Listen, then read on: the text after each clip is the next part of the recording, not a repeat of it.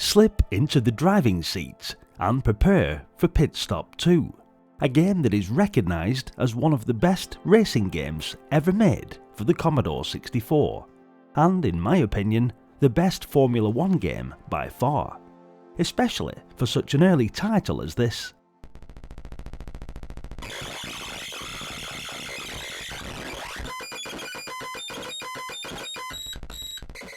As you'd expect from such an awesome game, there's a choice of 6 different racetracks, including Brands Hatch in England, Hockenheim, Germany, Sebring, USA, Watkins Glen, USA, Rouen-les-Arts, France, and Vallelunga, Italy.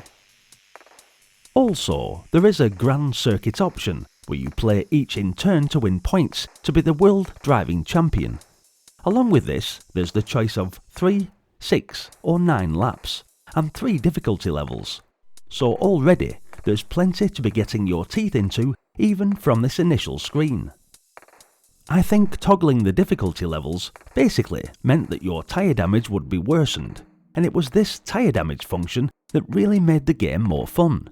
You see, each tyre starts off black, but any collisions with either the sides of the track or with the other drivers would change a strip of colour on the tyre, indicating damage. This would cycle through various colours, starting with blue, then purple, then green, cyan, red, and then finally yellow. If your tyres reached yellow, then you were literally one touch away from them blowing, sending you flying off the road with a pop, effectively rendering you immobile and therefore out of the race. In 2-player mode, this was the best way to play the game, sadistically bumping your opponent, or in my case, usually my brother, and wearing down one of his vulnerable tyres. Good memories. Probably ended up in tears. Great nostalgia. On each circuit, there's a brief strip of track which you can move into for a much required pit stop, and the view then switches to the pits, with 2 mechanics that you can control independently to change tyres and refuel the car. Fast pit stops can be the key to winning the race, but as you will agree with watching this, they can certainly be a little clumsy. Refueling was simple enough to achieve, but tyre changes were a different proposition, requiring the manipulation of the crewman back and forth from the car to the tyre stacks. To add insult to injury, if the fuel tanks overflows in the meantime, it completely empties and must be refilled from scratch. Brutal. Apart from this nice feature though, the beauty of the game was in its horizontally split display, each half acting independently of each other, showing the 2 separate cars along with the information like speed, time, fuel and laps. And it's here that the game scored over its competition at the time. The action is accurately portrayed from both players' perspectives, so if player 1 was ahead of player 2 for example, then they both will appear on each other's screens, making for some really ruthless racing, especially as I'd use this opportunity to shunt my fellow racer from behind in an attempt to pop the tyres, using the technique mentioned earlier.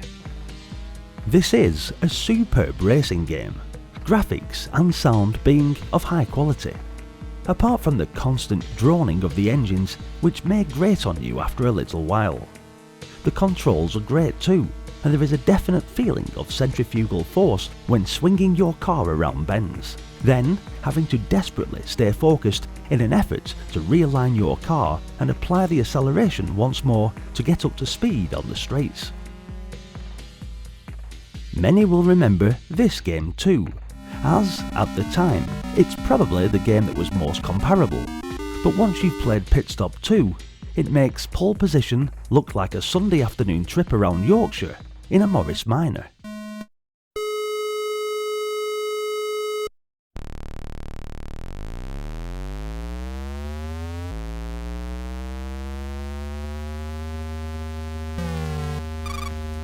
I also liked the little touches, such as the map of the course you are on, which appears in a small box on the right hand side of the screen.